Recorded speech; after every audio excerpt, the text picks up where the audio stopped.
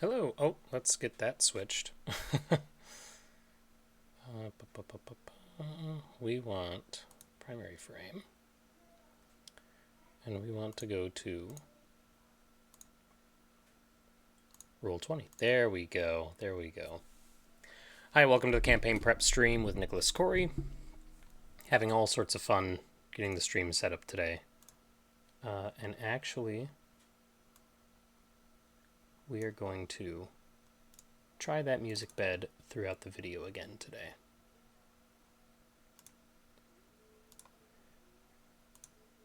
Let me just adjust I should have adjusted levels before I started, but you know, I had the idea just now to do it, so.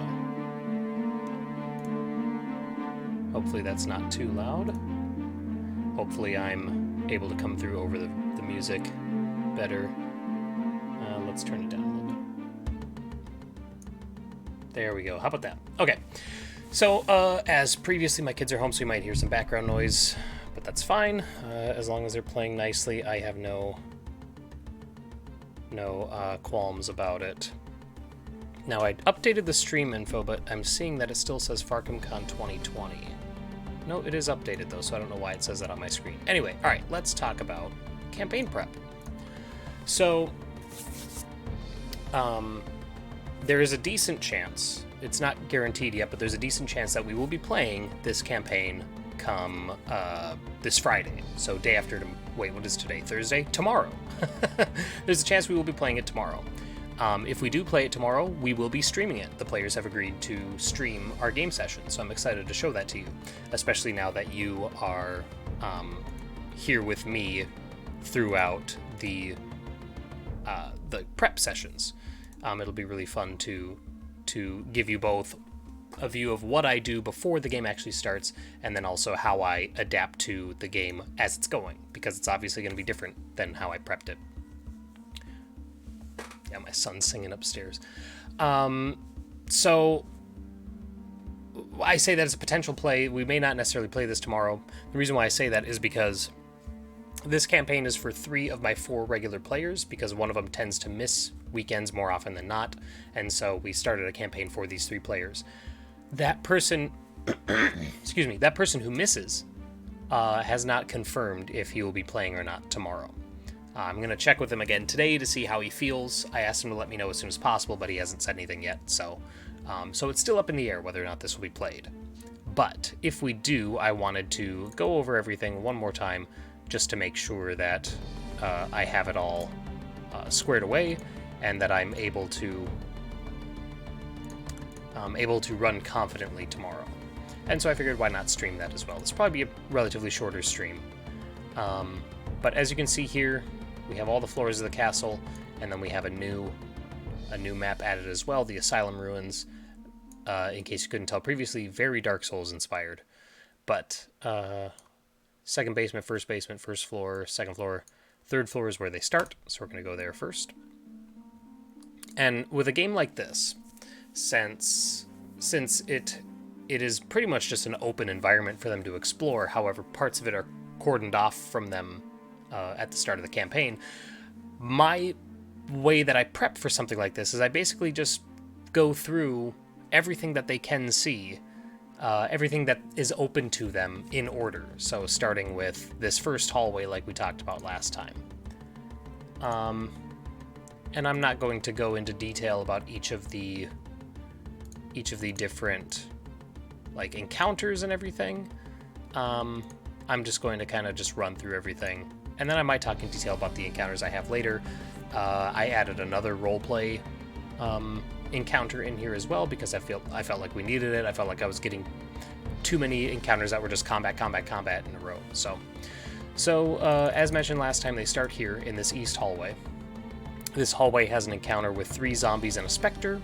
It's difficult simply because that specter is going to be hitting them through the wall and forcing them to adapt to it while the zombies are getting them from both sides, and it's very tight quarters. In this area, they can... Let's actually pull up the... In this area, they can search the other rooms, DC 10 Wisdom Perception check, and they can find healing potions, metal shield, polished jawbone, which I'm still not sure what that's going to do.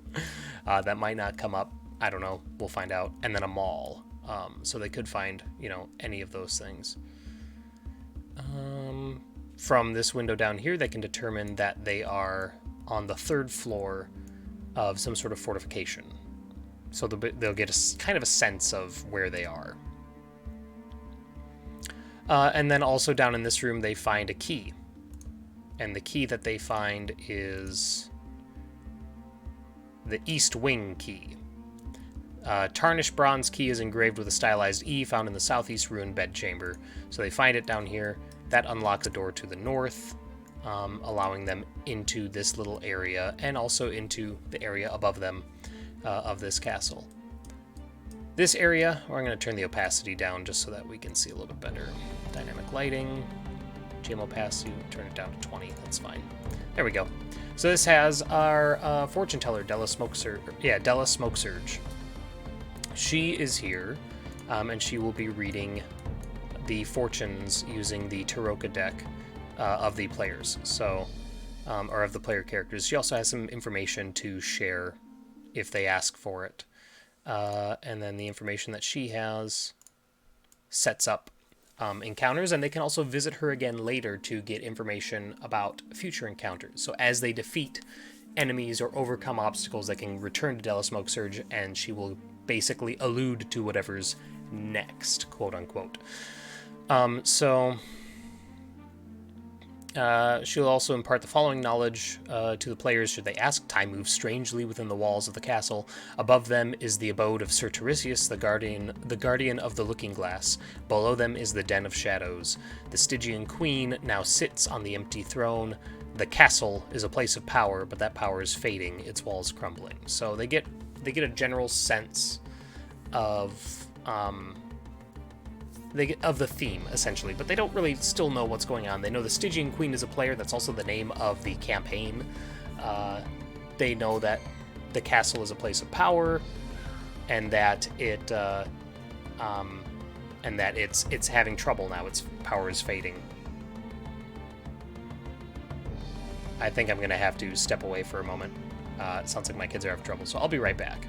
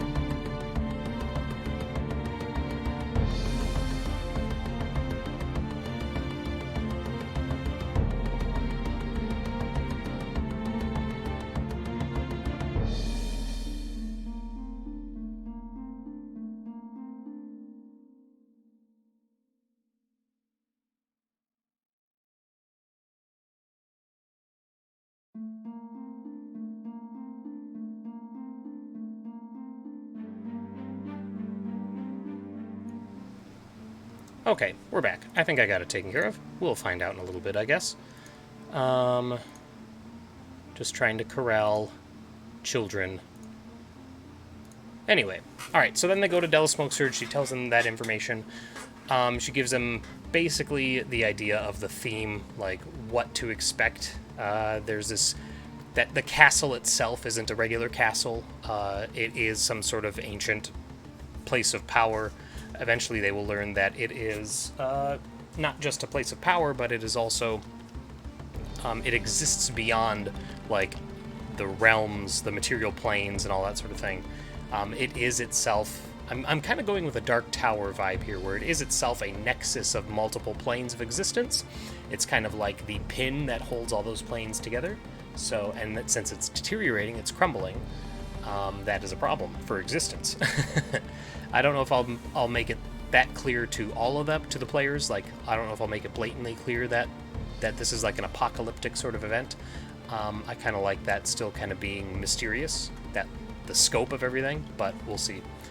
Also, this one is important. Stygian Queen, that tells us of one of the primary players in this campaign, now sits on the Empty Throne, and that name, the Empty Throne, is very telling, because that signifies that the throne is supposed to be empty. There's not supposed to be anybody sitting on it. So the fact that there is someone on it is important, and I have a visitor here. Okay, I will be back again in just a second.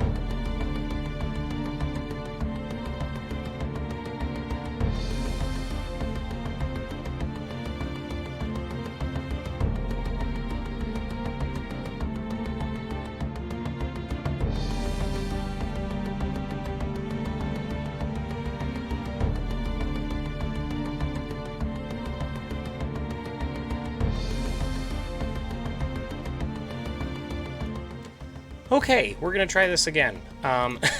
Sorry about that. Trying to stream while the kids are in the house. It's a little difficult, but that is the age we live in, unfortunately now. Anyway, so let's talk more about... Alright, so yeah, anyway, so I talked about the Empty Throne, talked about the Stygian Queen, let's move on. If they ask her about Sir Tiresias, because that is their next challenge after this, she'll tell the players that he's barely a man anymore, his mind and soul is lost to the aeons, he is still bound in an unbreakable oath to protect the Looking Glass, and he is beyond reason and will cut down any who stand before him. And if they get all of that information from Della Smoke Surge before they go upstairs, or before they encounter Sir Tiresias, if they get all of that info, then I will give each of them... No, I'm sorry. I give each of them inspiration if they have their fortune told, and then that information is kind of like a bonus. So then from here, this door is locked. They go upstairs to the 4th floor. They fight Sir Tiresias.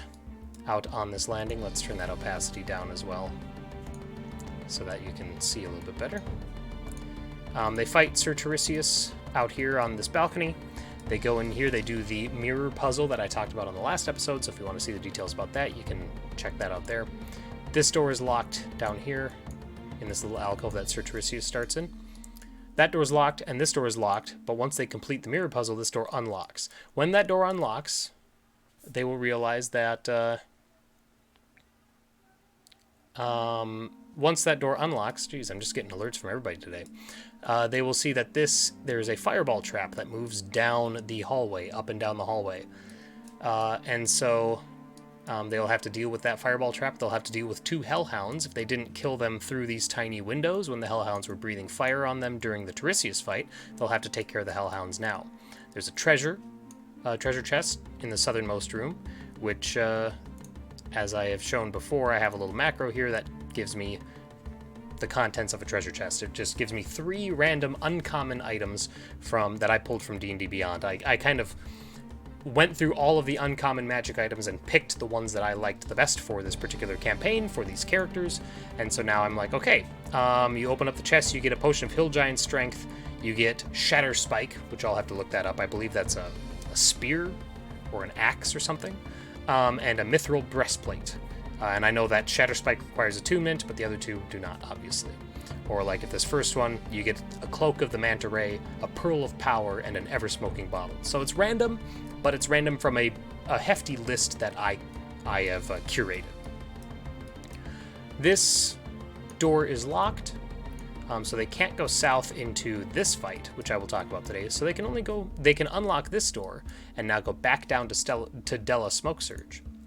And if they do that, she has more information for them. After they defeat Sir Tiresias, she will say, "Oh, the coveted crown of glass is now up for the taking? If she hasn't noticed your presence before, she certainly has now. Be wary when venturing up or down. Both could lead to an untimely end." And that's letting them know, like, hey, if you go up too many floors or if you go down too many floors, you're going to run into stuff that's too strong for you. And by that same token, so now if they go back down to Della, whoops, I went 2 floors, we want 3rd floor, there we go. So if they come back down to Della, this door is still locked, and this door is still locked, and they don't have any other avenue here. But if they go from the 4th floor and take those steps down right here, now they're in the Sir Percival and Sir Derek fight. I moved Sir Derek up a little bit. This fight is 2 skeleton veterans, I think, and then 3 regular skeletons. Derek uses Alchemist Fire. The skeletons use short bows. Percival. Percival uses Alchemist Fire, and then he will engage them melee in order to protect his short bow skeletons as well. And then once they take out Percival, Derek will get an attack on them with his javelins before moving in, closing the distance. So this is a tough fight, and also they can see the Behir down below, sleeping, this giant lightning lizard sleeping on the floor below. So even though they could go down those stairs, that is me highly encouraging them not to. From here, they can unlock the door leading back to Della Smokesurge, so now they have free access there. This door is locked, and not locked, it's barred from the other side, so there's no hope for them to move it. And they can search all these rooms. This room, there's, I think, 9 rooms total for them to search. And they can find different items. Items they can find are very similar to the ones they could have found earlier. Healing potions, 2 daggers, polished jawbone, heavy crossbow. Again, don't know what the polished jawbone is going to do. It's going to have some sort of... Because it's something that they can just find, it's not going to be integral to the plot or to, like, progress, but it's going to be something that I kind of want it to take on the humanity or human effigy role from the Dark Souls series, where it's something that they can consume. It's a one-time use item that can give them certain boons, but also at a certain cost. Like maybe it. I don't know. I honestly don't know yet. If anybody who's watching has any ideas, feel free to chat or comment and let me know, because I am totally... I don't have it yet. And I also don't expect it to be an issue in this first session. Like, them finding the jawbones would be interesting, but it's not going to be something that's going to come up, I don't think. The doors out to the balcony is locked. The door to this room is locked. I just decided to keep one little room separate. I think that's kind of cool. So from this... Oh, there's another treasure chest there too. So from this area... My kids are very musical. They love to sing. So if any of that's being picked up on the mic, there you go. There are... from this area, there are a couple of different avenues they can take. They can go out to the second floor western roof, or the balcony on the west. They can try and jump this little gap into the overlook room, which is a new puzzle that I'll talk about. And well, that's basically it. Or they could go down to the second floor and deal with the Behir, but they would get the floor. The Behir would mop the floor with them. It would wipe the floor with them. Is that the term? Wipe the floor? I'm not sure. Anyway, the overlook room is another puzzle, because we haven't had a puzzle since the fireball trap / mirror room. So the overlook room has a floor puzzle, and I would share this document with the players. And the players would only see this top part here. They would not see the GM notes. But it says only the abyssal wraiths know, and then it is a tiled floor, 5 by 5 tiles, and each tile has a letter. And then the steps, or the rules to the puzzle, are here. Players must step on each tile in order. Players spell out a password or passphrase by pressing letters in a sequence on the grid. There are 3 restrictions. The next letter must be adjacent. It can be diagonal, but it must be adjacent to the one you're on. You cannot repeat a letter already chosen, and you must move bottom to top. So they start down here, and then once a player spells out the words "the way in," they defeat the puzzle. So... And then stepping on the incorrect one triggers a dart trap that is +4 attack versus AC, 1d10 piercing damage. So punishment isn't bad, but it's bad enough to prevent them from just going, all right, I step on this one, I step on this one, I step on, like just trying everything, brute forcing their way through the puzzle. It's going to force them to think a little bit, because 1d10 that's no small amount of damage. Granted, they all have like 24 to 30 hit points, 20 to 30 hit points.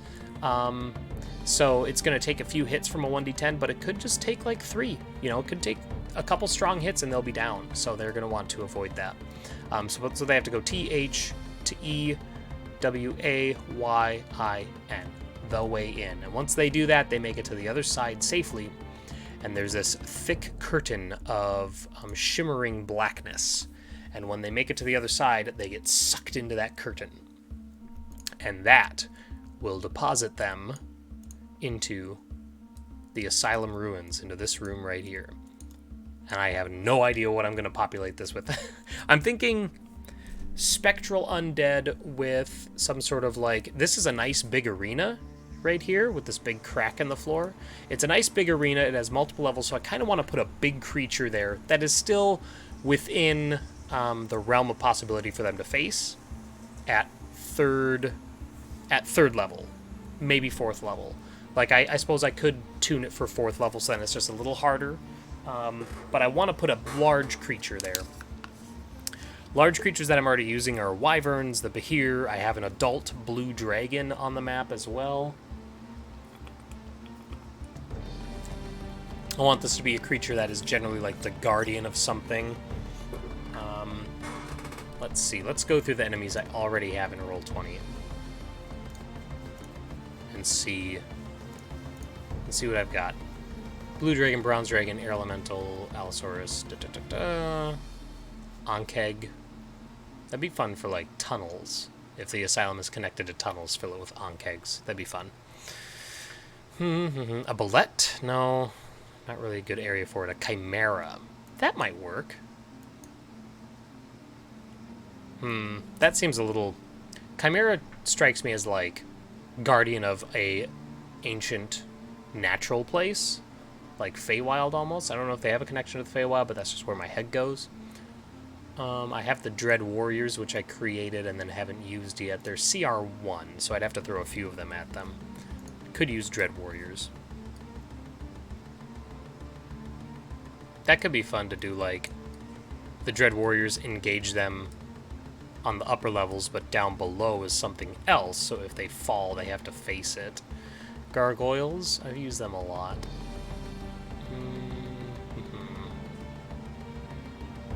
Gladiator, Goblin, Gorgon. Gorgon! How bad is a Gorgon? Oops, not Goblin Boss. How hard is a Gorgon? CR5. So it's on the tough side for them, on its own. But it can't make its way up the stairs because it's too big.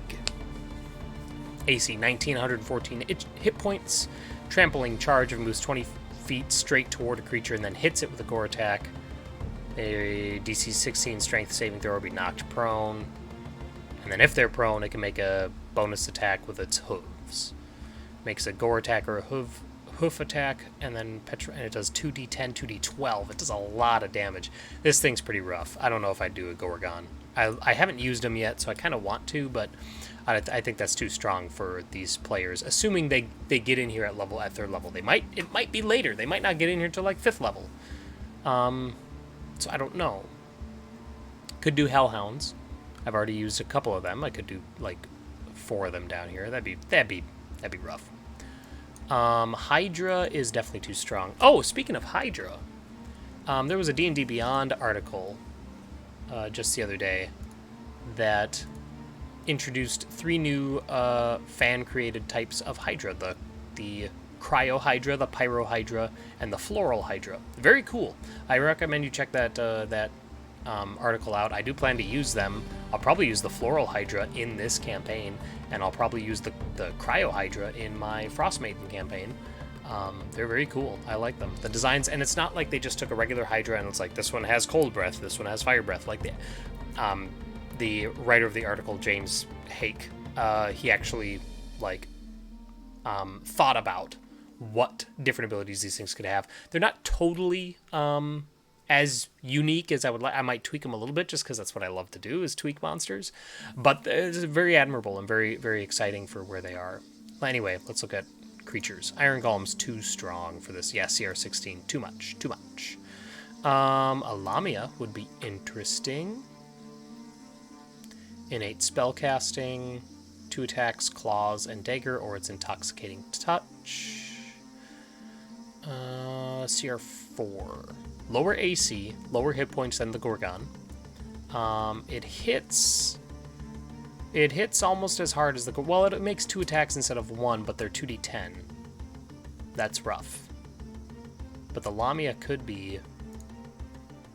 This is why I love building encounters for, 6th level, because then I have a bit more of a budget to work with as far as monsters to use. I want something big here, and the fact that they're 3rd level, not big powerful, big size. I want a big creature here.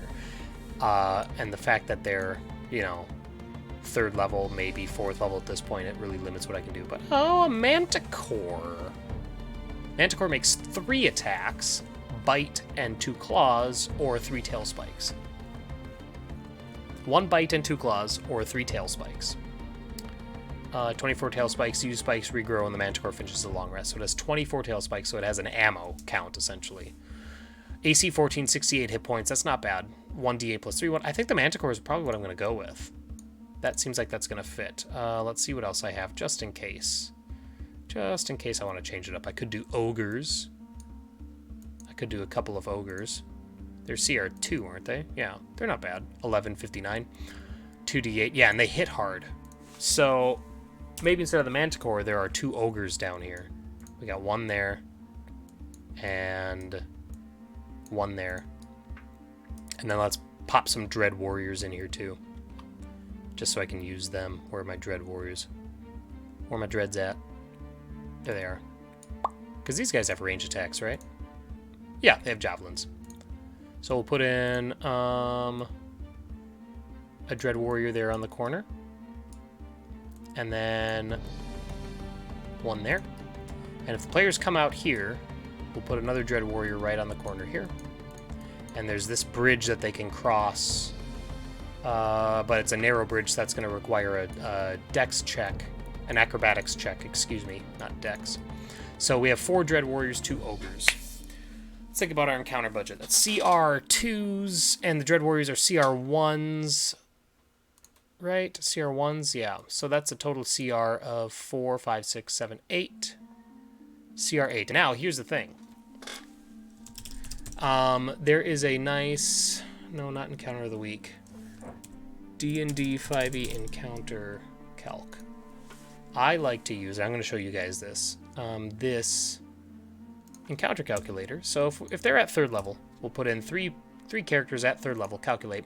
And now here's the thing, CR is ultimately a guess. Like it's never accurate, and it's never a CR3, though usually the lower on the CR scale you go, the more accurate it is, but the higher you get, the more it swings, just because player power in 5th edition kind of hits this, there's this huge spike once you hit like 5th level, it just shoots up.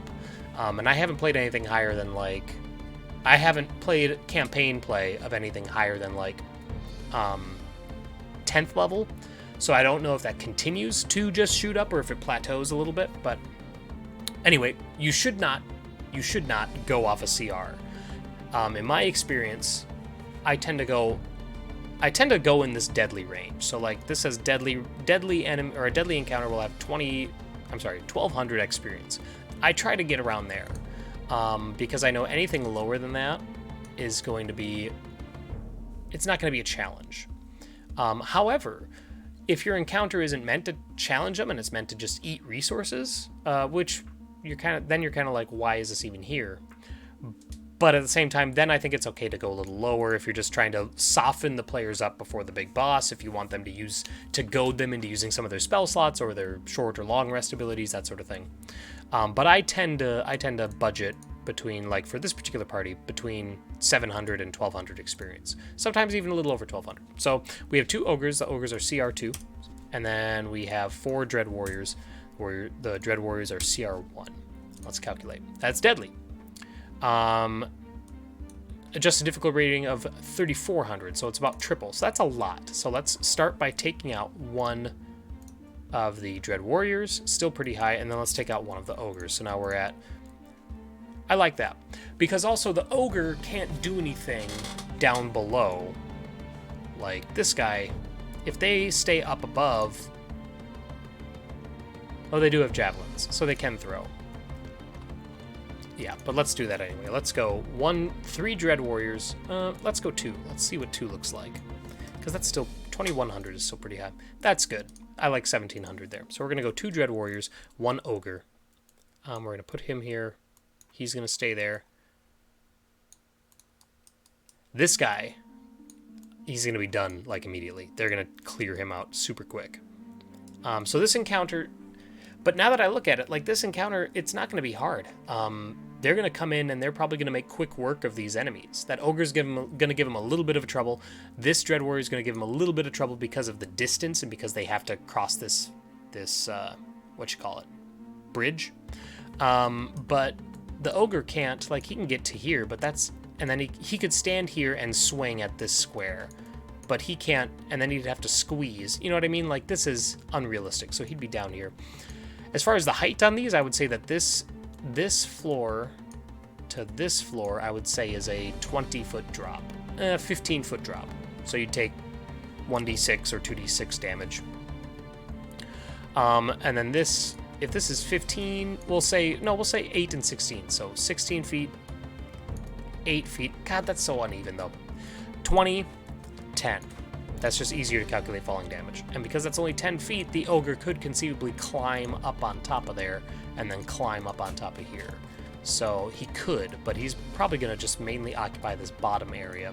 They could just snipe the ogre all day, and that would be the smart thing to do. So they might just do that. So this is the first room of the Asylum Ruins. We got 2 dread warriors and an ogre. There's a nice little room cordoned off over here. I should have something in there. I don't know what, but there should be something. Maybe a chest. Maybe a treasure chest. I don't know if I've been throwing too many of those at the party. But anyway, so this is what they would go into. And then from here, they have a path south and a path west. And I haven't decided, I think the path west, it has doorways on it, so I'll probably put doors there and lock them just so I'm forcing them into a specific direction. But, yeah, that's the encounter that they will face after the Overlook Room, if they complete the Overlook Room's puzzle, if they finish that puzzle. The other way that they could go from here, like I had said before, was through this western door, takes them out onto the balcony. Originally, this is where I had the Dread Warrior fight. I had 3 Dread Warriors and 5 skeletons. Skeletons were all in this room. They would come through and that sort of thing. But I was like, They just had a fight here, probably a tough fight. They just did some exploration. So let's give them another character they can roleplay with. So I created Sir Oscar. And let's look at Sir Oscar's encounter. Sir Oscar, I just have some notes here about his character. He has a gravelly, uncertain voice, and he is courteous, but also pessimistic. So he'll call them sirs. He will show them respect. He's wounded. He's gravely wounded at this point. He's riddled with arrows and badly burned. He had attempted to make his way into the chamber to the east, but was ambushed by Sir Percival and his skeleton archers.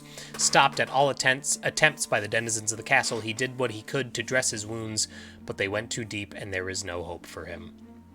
He will give this information, which this gives information about how other people can come to the castle, or rather that other people have come to the castle. It's not just the player characters and the denizens of the castle. So he set out from his home, the kingdom of Lydia, with 3 heroes, Ogier, Theodoric, and Alberet. He had little faith in their quest, but he came with because Alberet was his betrothed.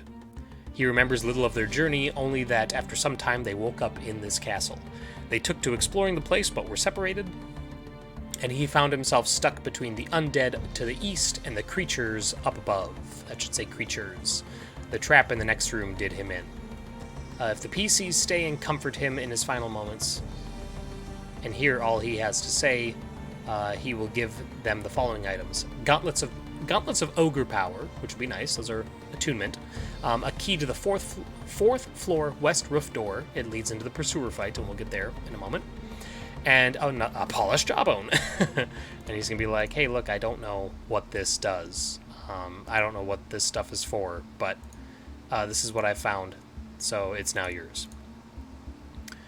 And then exits from here. This room has a trapped treasure chest that is very similar to the one that they already dealt with.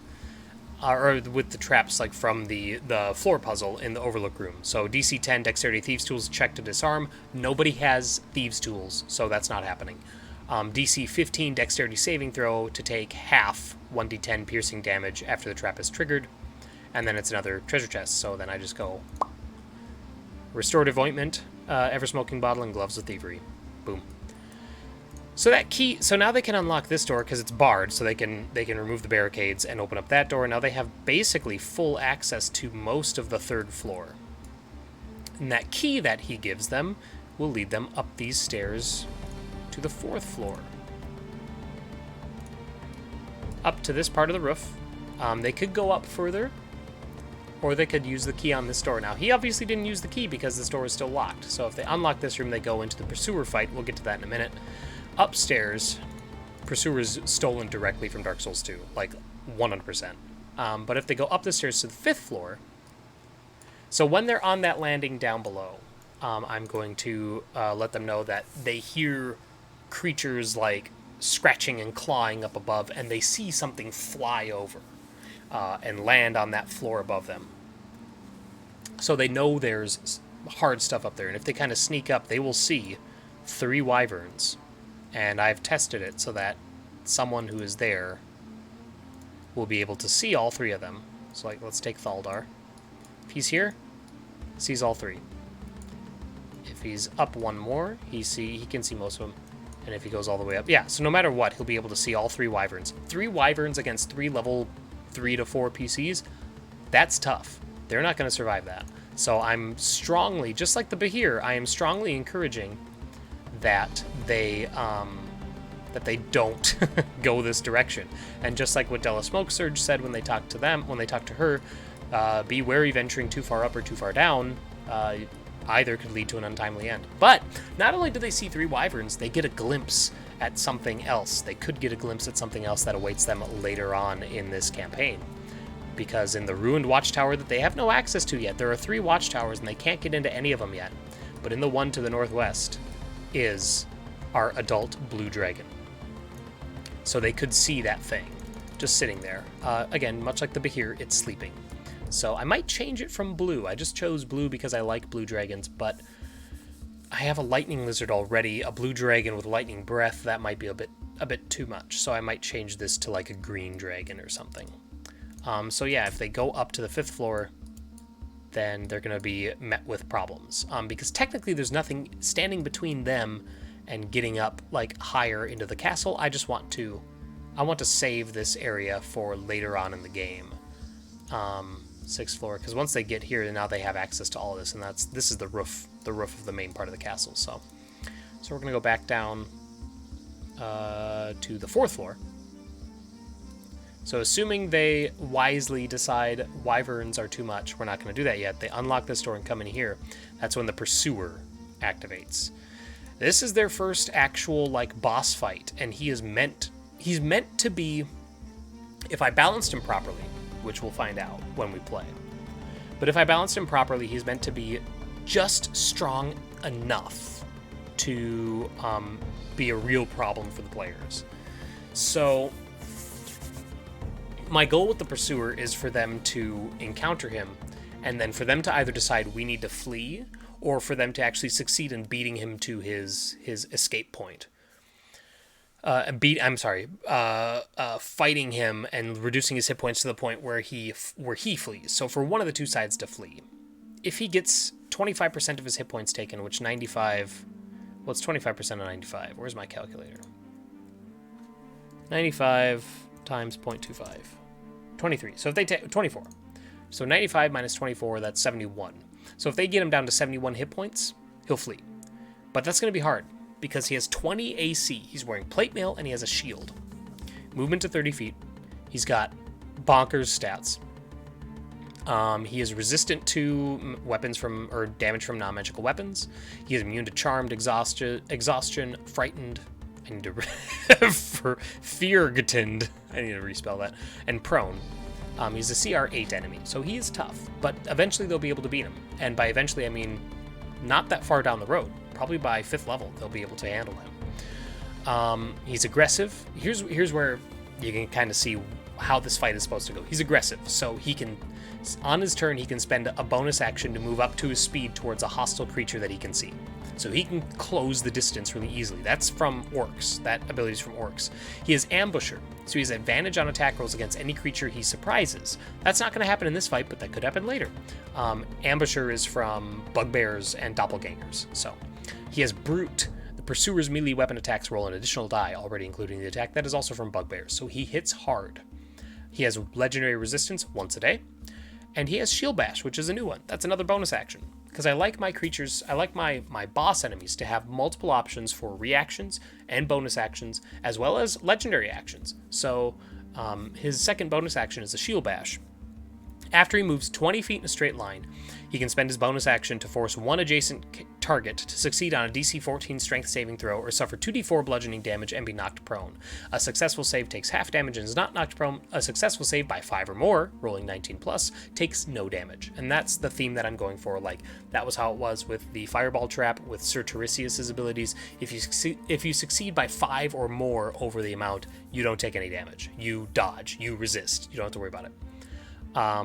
And then he has 2 reactions. Sudden Shift, when an attack against the Pursuer misses, which is likely to happen. He may spend his reaction moving up to 15 feet in any direction. This movement does not provoke attacks of opportunity. So he is highly mobile, which is that's what I want. I want him to be highly mobile. I want him to be slippery and to get around them. Even though he is decked in plate mail, he's able to move with a finesse and a grace that other characters, that is almost supernatural. And then Counterstrike. When the Pursuer is hit with an attack, it may spend its reaction resolving a melee attack against the creature that attacked it. So if you miss, he can slide. If you hit, he can counterattack. But both of those are reactions, so you can only do one a round. That's important.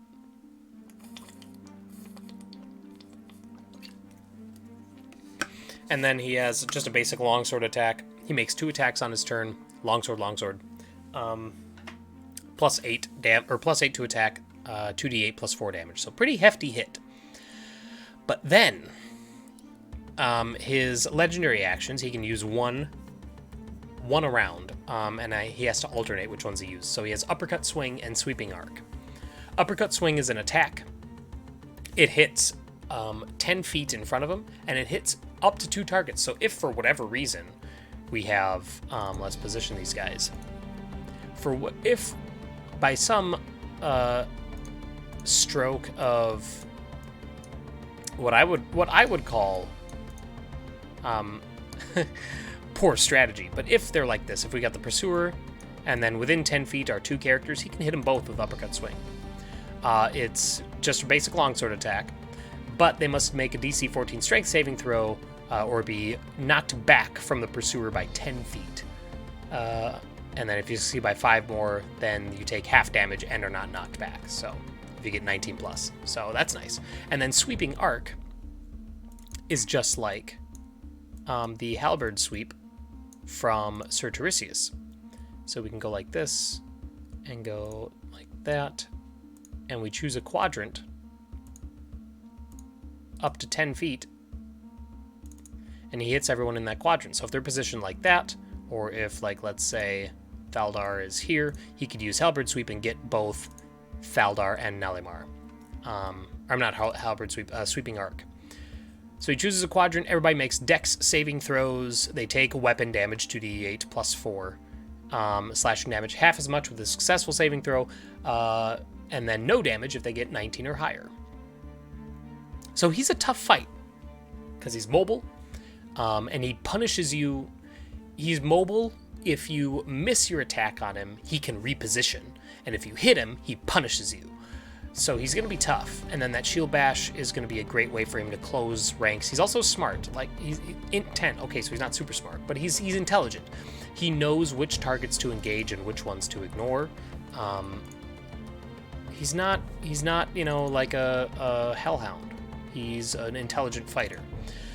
But once they get him down to 75%, so once they get him to 71 damage or lower, he will, where are we? Pursuer. He disappears. A cloud of dust and smoke and ash forms around him, and he seems to sink into the floor and disappears. And he'll become a problem for them if they don't kill him here. And I got news for you. I've designed it so that hopefully they don't kill him here. They could. They could. The dice could determine that the Pursuer dies in this fight. But if he doesn't, then he will be following them throughout the whole castle, or at least throughout levels 1 through 5, because he's the Pursuer. So if they flee the fight, they get 300 experience. If they force him to disappear, they get 500 experience. If they defeat him, they get the full experience, which is 3,900. That's 1,300 per player. So they get the most if they defeat him, or if they actually kill him. Or no, they wouldn't be able to kill him because he is going to disappear at 71 hit points no matter what. And then after this encounter, every time they enter a new region, so like this is one region, this roof and the room inside. This is one region. I would include this as part of it as well. So like a group of rooms. Every time they enter a group of rooms, they're going to roll a d12. If they roll a 12, if they roll 2 through 11, nothing happens. Nothing happens on a 9. But if we're just going to go boop, because I'm sure I'll get one of them.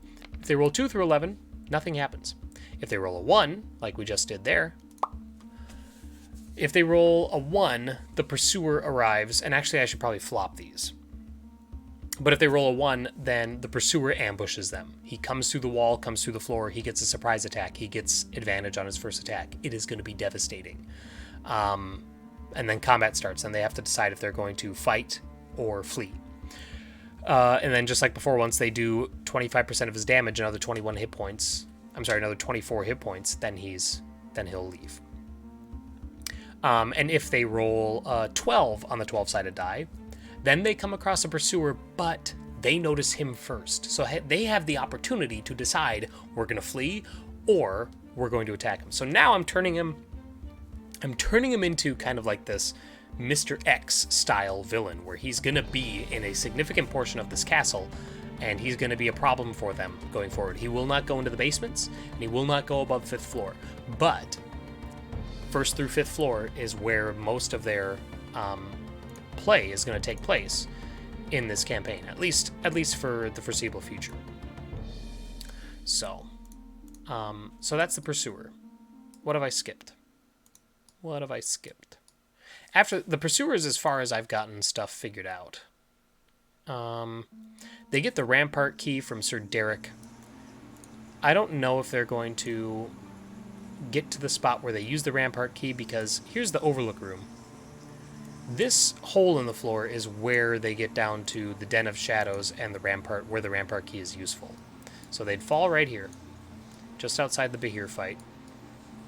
And then they have these 4 rooms that I talked about last time. This is the goal right here in the Den of Shadows, are these 3 treasure chests. They'll probably all be trapped.